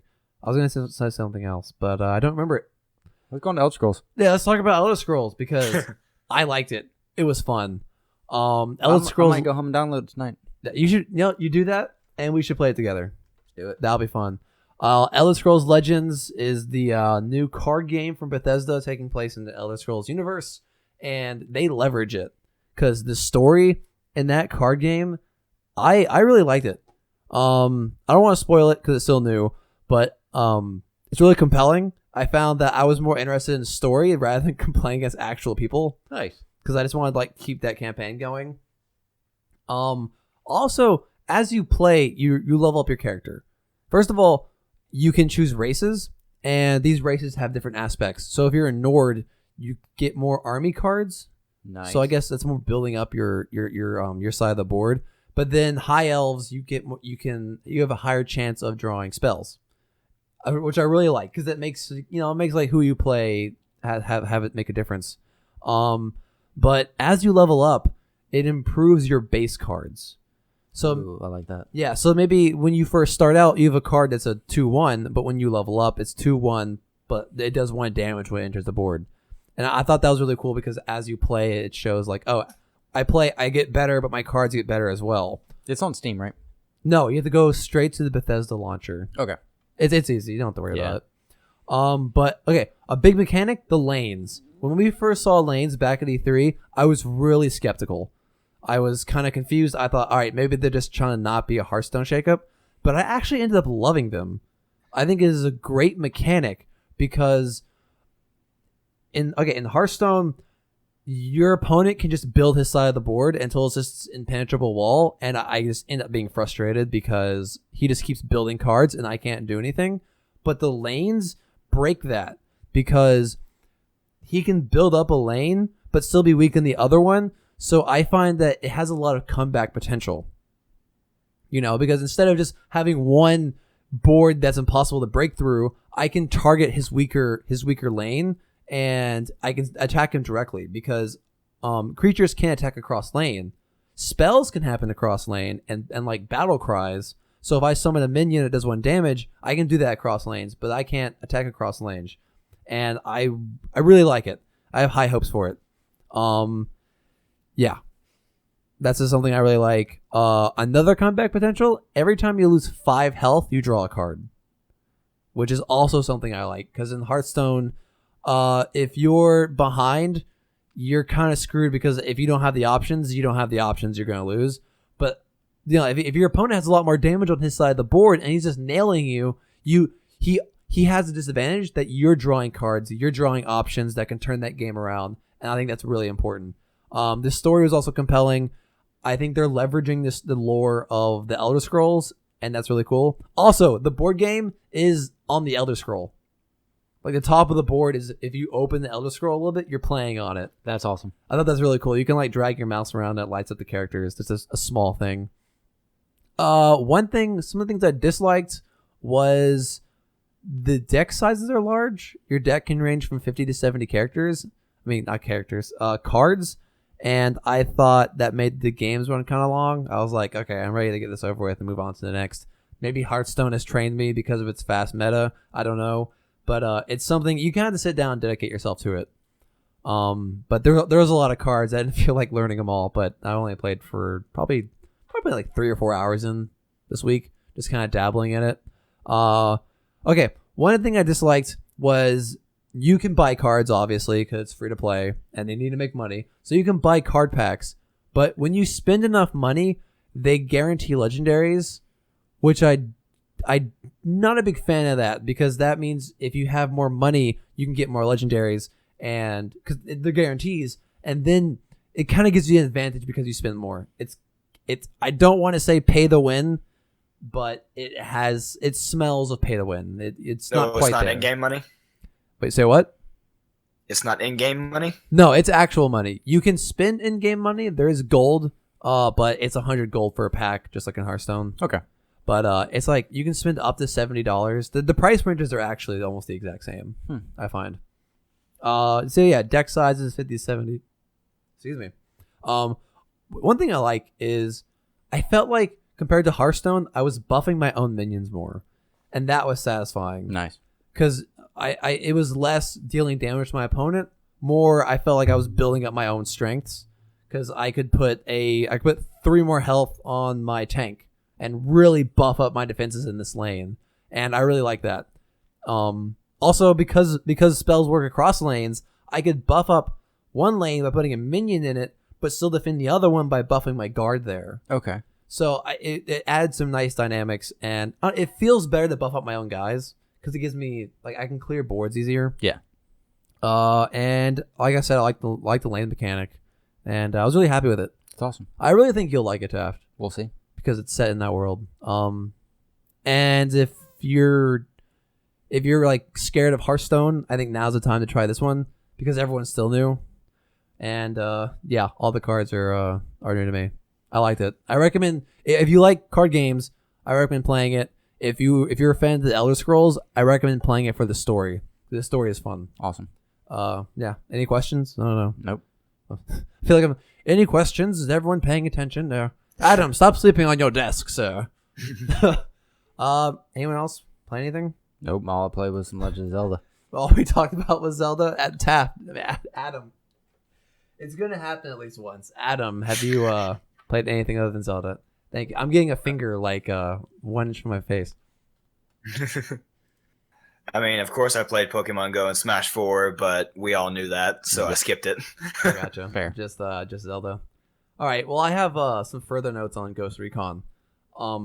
So I've been playing it, kind of getting more of the story, kind of developing some further thoughts on it, and I've realized that the task of taking down the drug cartel is actually really daunting. It's like Really? it's this huge countrywide like Yeah. organization, and they do a good job of turning it into a bite-sized. Because I can sit down and beat a region, and I like that. I don't feel like it's this huge ordeal. Inside, I'm like, okay, I get these small little doses of dopamine from completing missions here and there. I really like that. As I've played more, I've realized more things about the AI and their behavior. I don't know if I talked about this last time, but the AI feels really alive, Okay. and the world's dynamic. So here's a great example. I need to steal a Bible out of a church. The church is filled with like 20 guards. Mm-hmm. I'm screwed. There's a house across the street. So what I did was I flew my drone across the street and I blew it up inside the house. And the guards heard it and they reacted by sending a majority of the troops inside the church away from the church. Mm-hmm. And because they were reacting to that explosion, which I could then sneak in, steal the Bible. No one noticed me. So it's those kind of things that I feel like I have more options than I have in other stealth games. Something I really love is the time matters. If it's dinner time, in the base, if there's a mess hall, majority of the troops will be in that mess hall. Nice. They'll all be together. And so it's easier to sneak in during dinner time. At nighttime, people... blow up your drone in the middle of dinner time. Exactly. If it's nighttime, people will be sleeping in barracks. If it's raining, more people will be indoors. It's these small things that I'm beginning to notice that really make the game feel alive, and I've been really loving it. That's awesome. And you learn to take advantage of those things. Driving has gotten better because I think I've gotten better. I've noticed some hitboxes are strange. So I'm on one of the final bosses. Okay. For influence, which is it's like a branch of the cartel. Okay. Is like influencing people, and the lead person is this priest. I had to capture him. I'm on this. You can't kill him? No, you can't kill him. You have to capture him. So I'm driving down the street. I take out his car. He's scared. So as the car is moving, he gets out the car. Well, the way the hitboxes work is that the car continues to travel past him and nicks him and kills him. Oh, I spend an hour trying to get this stupid, crappy NPC, but the car's hitbox was weird and it killed him. Dang. That was frustrating. Also, so you have these power-ups given to you by the rebels. Like you can summon Mordor's troops, those kind of things. Yeah. One of them is that you can summon a vehicle. I'm sitting in the middle of nowhere. I'm like, all right, I really need a car. I hit the summon vehicle button. I hear a beep beep from the car. It proceeds to land on top of me and kill me. So there are small bugs like that. Also, silence weapons some of them are louder than others, and I'm still getting the hang of that. But it's That's a good realistic, game. though. I like that. Yeah, exactly. You were talking about maybe getting it, right? Yeah. I recommend it. I think you'd like it, though. I'll probably get it sometime next month. Yeah. Yeah, before we close out today, we have an email, actually. And oh my god, it's a long email from your friend Eric, I believe, Taft. Jesus Christ. So Eric... he was mad about... He told me how he was mad about the flight comment. Yeah, it's a really long email, so I'm going to summarize parts of it. But So I'm still gonna talk about his major points. Okay. So first he says, "Dear college gamers, I have a bone to pick with Mike regarding last week's episode number 81. With the subject of Ghost Recon Wildlands vehicles control came up, I did agree that the car controls were off. They certainly need some tuning. The motorcycle controls are also not quite there. However, what Mike said regarding the helicopter controls being good and, quote, you have to get used to it is something I cannot let go lightly. He then goes on to talk about how he's getting his flight license, his flying license, how he's built RC planes and the combustion engines. He realizes that because of he's not quite used to how realistic they are because the general crowd don't want a realistic flight sim in Ghost Recon. But he then says, however, he also says he has a lot of influence about how he loves Battlefield's controls, which I agree. Battlefield has some nice controls for their vehicles. But he says, however, with Ghost Recon Wildlands did for their helicopter mechanics and controls is a monstrosity. Here are the few reasons why. Number 1, the separation of takeoff and cruise controls is nonsense. I will say that it is nice to be able to fly in cruise speed, but just holding the throttle down for long distances. But it still doesn't make any sense to separate landing and takeoff controls. I agree with this. I think it's really silly that W moves you forward in takeoff mode. They should just have it move you forward while you're landing. Yeah. I mean, while you're traveling long distances. That makes sense. Number 2, gotta get back on the voice of the listener. Every time you tilt forward to move forward, it always throws you into a nosedive, and that you try to control and end up oscillating up and down. I feel bad for my passengers, as I'm sure they're getting motion sickness. This is true. If you're trying to move like slowly, the whole thing rocks back and forth. So, which makes it impossible to fucking aim. You can't hit jack shit on the side of the helicopter. Yeah. If it's like moving back, let alone sniping a helicopter in that game is impossible. I'm just gonna say, if anyone has done it, email the show with a GIF or video as proof, and I will send you $10 in Steam credit. All right, a video. Give me a video of you. I'll do it. I promise. All right, number 3. Some of the helis have miniguns or rockets that can shoot. However, there is no real use for them as it is impossible to accurately aim since there is no aiming reticle. Even if there was a reticle, it would still be hard as heck to aim your shots up because of how bad the controls are, which leads me to my last item. He's also true. Fortunately, the miniguns have a big enough spray that I get people by luck. There you go. Also, the missiles are just impossible. Just don't bother shooting those. Number 4. The biggest mistake / disappointment is the fact that there are no independent tail rotor controls. The tail rotor allows you to swivel 360 degrees. For example, when you are hovering in one spot, you should be able to turn around 360 degrees without moving position on the map. All of the controls that they give you are only the left stick. There is no additional control input for the right stick. This allows for very limited control over the heli. If they should fix anything about the helis, this would be number 1 on my list to fix. It is, as I said, a monstrosity. Battlefield and GTA always had independent controls. Enough said. This is true. Actually, emailed later saying that the helicopter can rotate 360 degrees in one spot. This is only in liftoff and takeoff mode, which is true. So it's still impossible to fucking aim because like while you're turning, you're also gyrating everywhere. It's pretty bad. Taft, if you get this game, you will learn the frustrations, and we'll go back to this email and figure it out.